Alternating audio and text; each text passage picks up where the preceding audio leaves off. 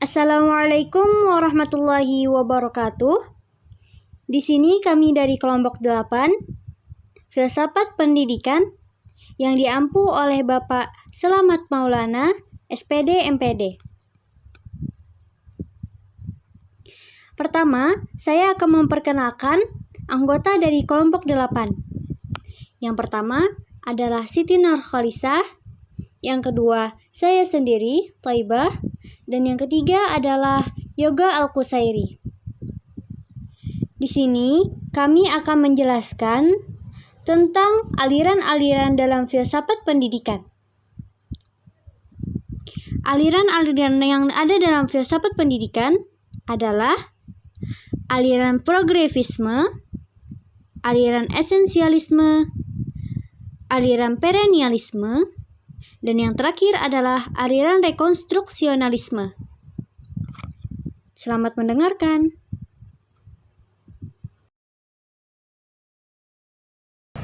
Progresivisme adalah gerakan pendidikan yang mengutamakan penyelenggaraan pendidikan di sekolah, berpusat pada anak, sebagai reaksi terhadap pelaksanaan pendidikan yang bersifat pada guru atau bahan pelajaran. Dan ciri-ciri utama aliran progresivisme adalah: yang pertama, pendidikan dianggap mampu merubah dalam arti membina kebudayaan yang baru yang dapat menyelamatkan manusia bagi masa depan. Yang kedua, percaya bahwa manusia sebagai subjek yang memiliki kemampuan untuk menghadapi dunia dengan skill dan kekuatan mandiri.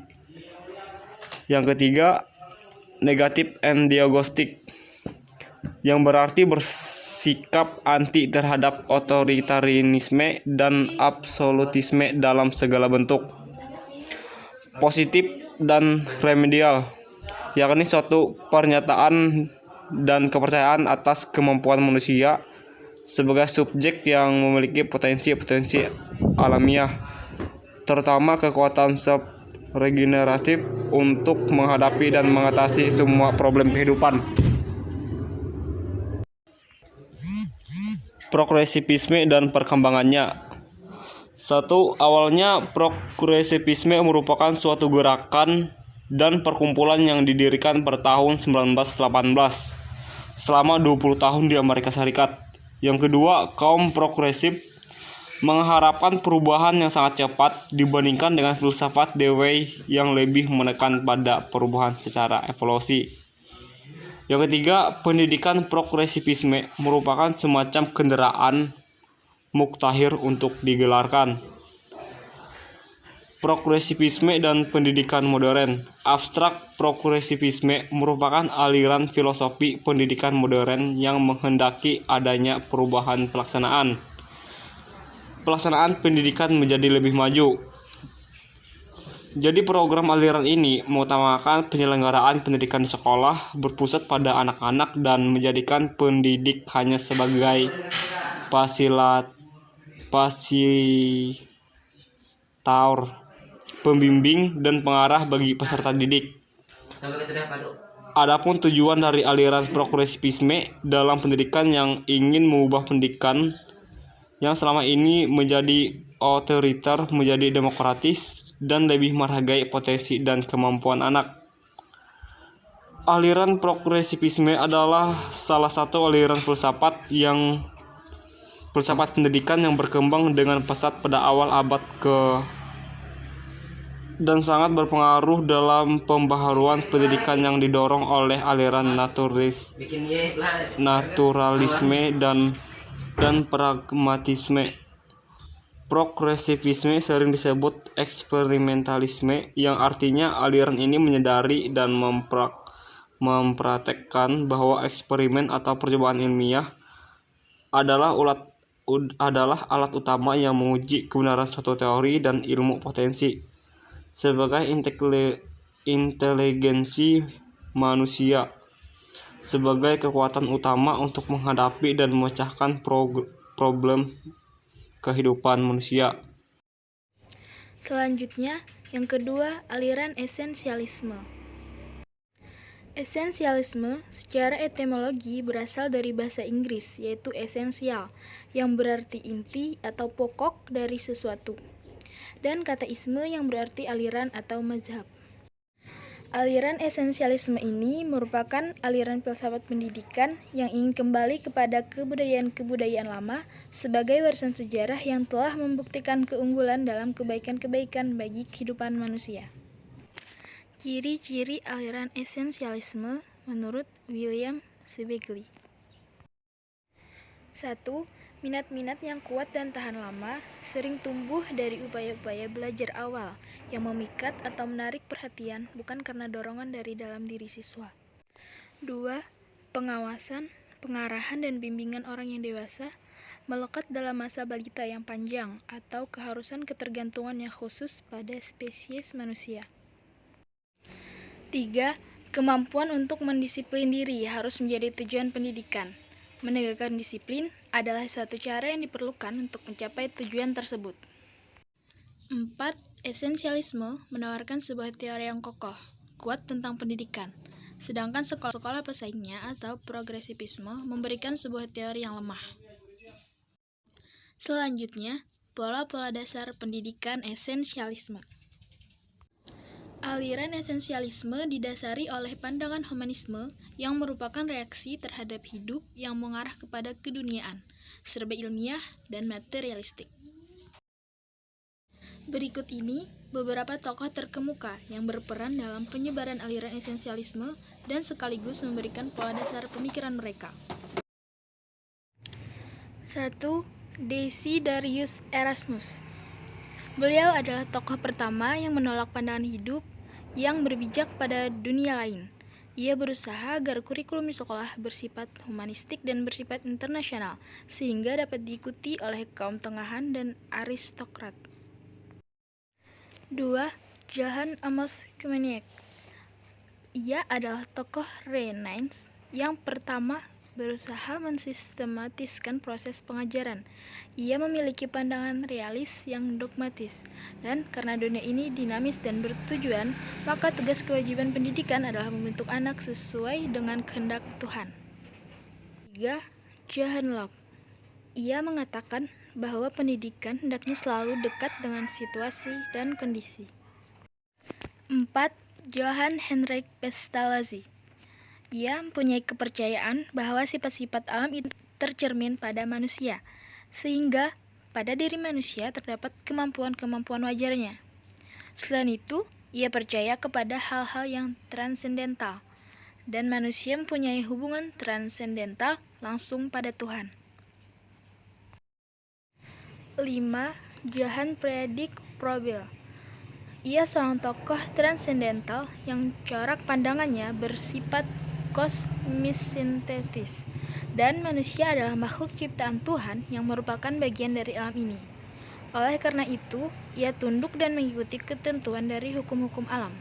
Terhadap pendidikan, ia memandang anak sebagai makhluk yang berekspresi kreatif, dan tugas pendidikan adalah memimpin peserta didik ke arah kesadaran diri sendiri yang murni, sesuai fitrah kejadiannya.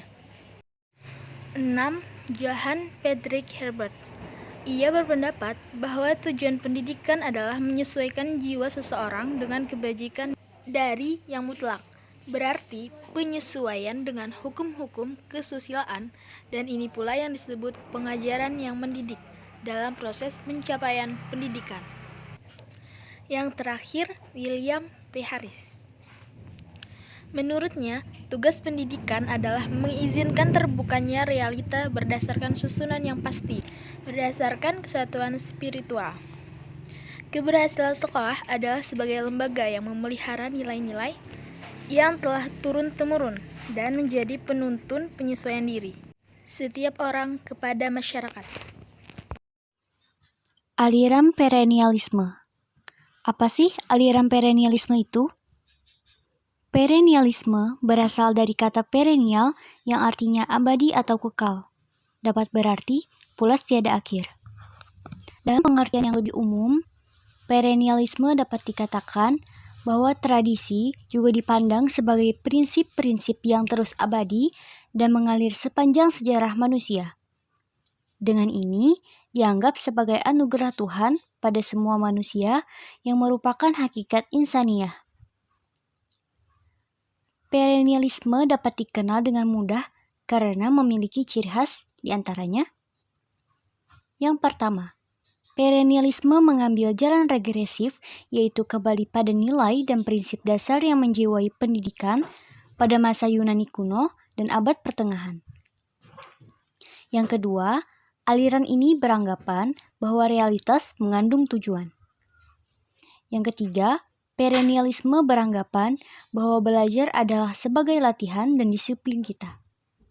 Dan yang terakhir, beranggapan bahwa kenyataan tertinggi berada di balik alam, penuh dengan kedamaian, dan bersifat transendental.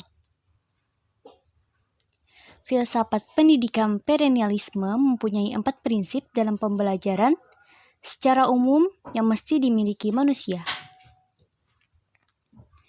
yaitu kebenaran bersifat universal dan tidak tergantung pada tempat, waktu, dan orang. Yang kedua, pendidikan yang baik melibatkan pencarian, pemahaman atas kebenaran. Yang ketiga, kebenaran dapat ditemukan dalam karya-karya agung.